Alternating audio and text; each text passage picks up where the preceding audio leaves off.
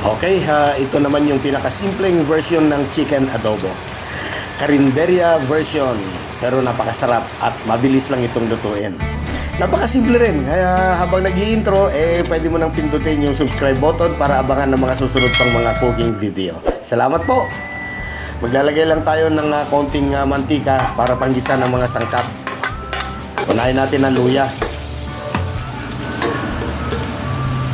Okay, sunod natin yung bawang.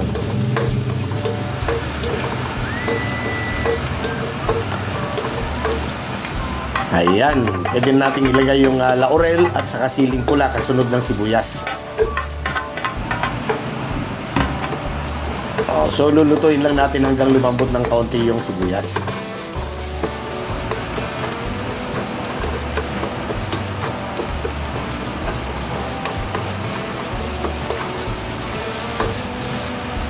Ayos na to. Ilagay na natin yung karne ng manok. Saka natin sangkutsahin. Konti lang naman ito dahil ako lang naman ang kakain.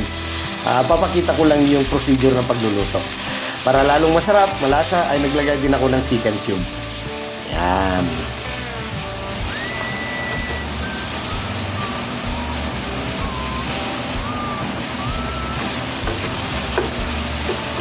Dahil adobo, maglalagay din tayo ng pamintang buo.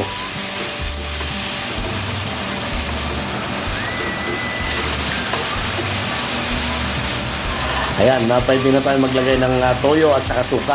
Tansyahin na lang natin ito, depende na lang sa panlasa ng bawat isa ha. Kung ikaw nagluluto, ikaw bahala dyan. Betsin ang ginamit kong pampasarap. Hayaan lang natin itong kumulo ng mga 2 minutes.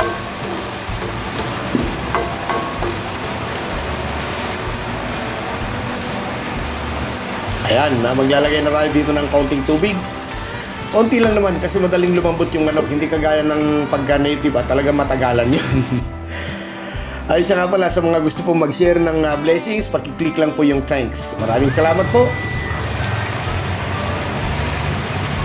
Okay na to. Ganito ang adobo sa carinderia. Medyo may sabaw. Kaya pwedeng pang-only rice. Kaya kahit isang order lang ay makakarami ka na ng kanin. Well, ilalagay ko lang yung konting dahon ng sibuyas na napitas ko dun sa aking tanim. Dagdag bango pa rin yan. Ayan, kain na po tayo. Spicy chicken adobo. Ayan. Kung hindi mo pa ito nasubukan, try mo na kaagad. Pwedeng pang almusal, tanghalian, hapunan. Tiyak magugustuhan ng lahat. Huwag lang maglagay ng sili kung may mga bata nakakain para ma-enjoy nila yung sarap. Okay? Maraming salamat po muli. See you again sa susunod na video.